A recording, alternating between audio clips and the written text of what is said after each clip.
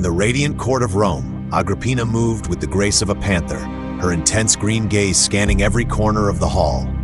Dressed in her purple tunic, each step she took resonated like an echo of her ambition. She knew her future was intertwined with that of Emperor Claudius, a man whose kindness was as evident as his vulnerability. As the torchlight danced, casting unsettling shadows, Agrippina plotted a meticulous plan. She was aware of Claudius's past, a man who had been underestimated and overlooked. But his heart beat with the hope of being more than just an emperor. He yearned to be a symbol of strength. Agrippina approached him with an enigmatic smile, her voice soft as silk. "No one in Rome sees the greatness within you, Claudius, but I feel it," she whispered, her hands subtly resting on his arm. Claudius's eyes lit up with each of Agrippina's words, a mix of admiration and desire igniting his being. However, a sense of unease began to germinate in his mind.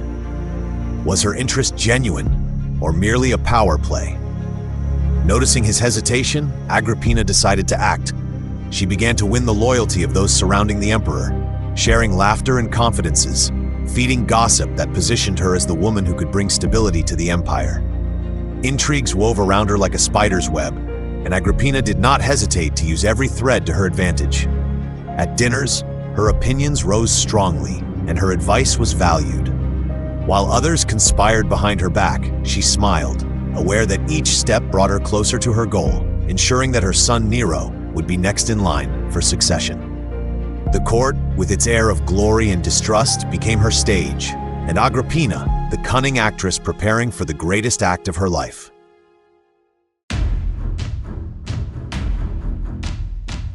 Agrippina had become the pulsing heart of the court, a fascinating figure who emanated charisma and determination. As Claudius began to trust her, Agrippina delved deeper into the intrigues of power. Every conversation she held was a carefully choreographed dance, where each word and gesture was designed to weave her influence. One day at a private lunch, she summoned a group of senators, men of great renown but also of hidden fears. She sat among them, her presence dominating the table.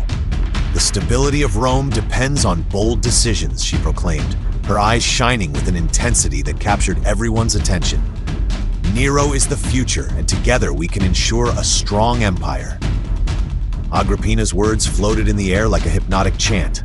The reactions were varied. Some nodded, captivated by her eloquence, while others exchanged nervous glances, aware that they were being drawn into a dangerous game. Agrippina knew she had to eliminate any shadow of opposition, and she began to sow distrust among those around her. A rumor here, a hint there. Each fragment of information became a weapon in her arsenal. As the court filled with murmurs, Agrippina became the source of power, a beacon to which many clung. Her eyes, always shrewd, searched for those who might pose a threat. One of them was General Lucius, a man of great honor and loyalty to Claudius, but also an obstacle to her ambitions. Agrippina decided to act. One night, at a private meeting, she approached Lucius with a seductive smile. "You are a man of great worth, Lucius, but the history of Rome is written with blood and sacrifices," she whispered, insinuating that his loyalty could be misinterpreted. Doubts began to grow within him, and Agrippina delighted in watching the seed of distrust germinate in his mind. With each maneuver, Agrippina wove her web, manipulating allies and adversaries alike. The court, once a place of honor and respect, was transforming into a labyrinth of betrayals and unchecked ambitions. And while Claudius remained oblivious to the storm brewing over his empire, Agrippina prepared to take the next step in her ambitious rise to power.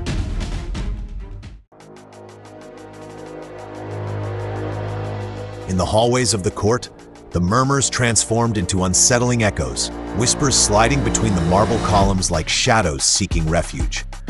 Agrippina, in her role as wife and manipulator, found herself at the center of a storm that had begun to swirl around her. The senators, now restless and discontented, began to question her influence over Claudius, and in the twilight of the night, doubts turned into rumors. A group of conspirators gathered in secret in one of the dimly lit rooms of the palace, away from the sight of servants and curious eyes. Among them was Gaius, an old friend of Claudius who felt that his loyalty to the emperor was being betrayed. "Agrippina is not who she claims to be," he asserted in a low voice, his gaze intense.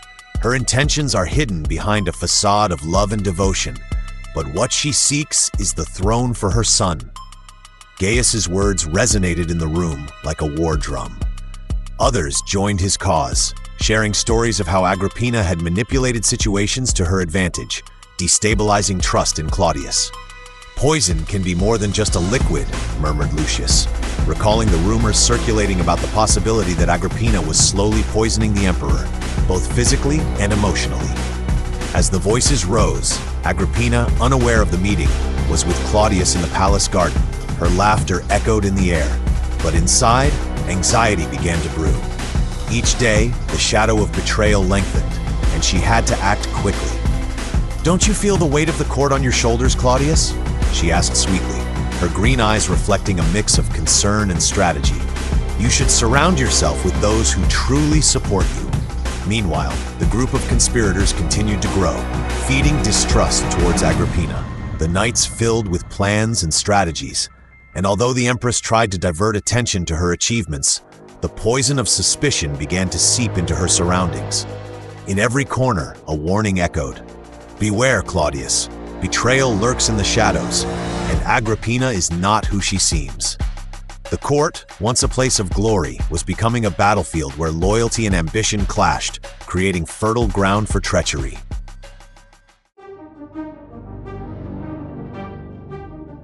The nights grew heavier in the court, as if the air were thick with a palpable fear. Claudio, increasingly weakened, moved through the luxurious hallways with a fragility he had not shown before. His mind, once sharp and filled with determination, was now caught in a whirlwind of doubts and mistrust. Agrippina, though appearing attentive and concerned, felt time slipping through her fingers.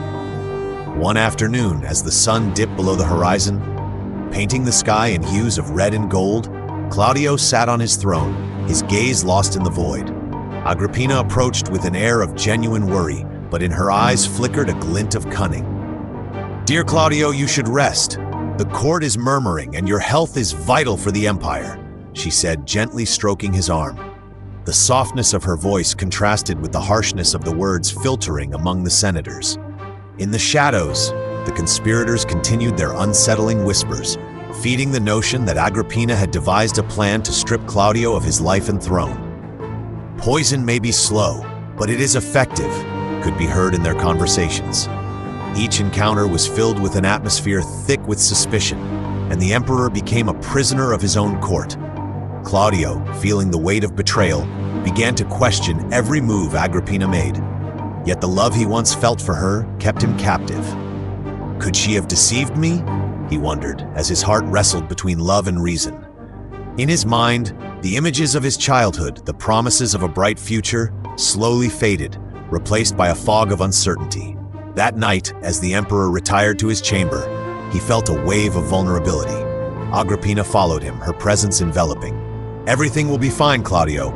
I am here to protect you," she whispered, but her words sounded like a distant echo.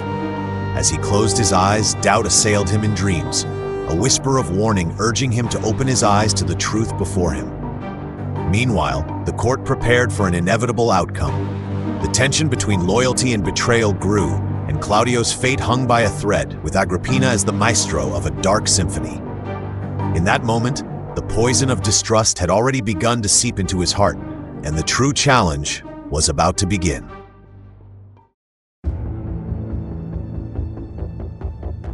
The night loomed over Rome, a shroud of darkness that seemed to herald an inevitable conclusion. Claudius, trapped in his chamber, battled a fever that seemed to consume him from within. The light of the torches barely illuminated the emperor's gaunt face, and his breathing grew increasingly erratic. Agrippina, at his side, wore a mask of concern that seemed rehearsed, as if every gesture was designed to soothe the growing unease of those around her. As Claudius wrestled between life and death, rumors of his condition began to filter through the court. Senators gathered in secret, weighing their options, and Agrippina's figure loomed like a long shadow in their discussions. "It's time to act," murmured Lucius, distrust reflected in his gaze. "We cannot allow the future of Rome to depend on a woman who plays with poison." That night, as Claudius lay on his bed, the fever plunged him into a state of delirium.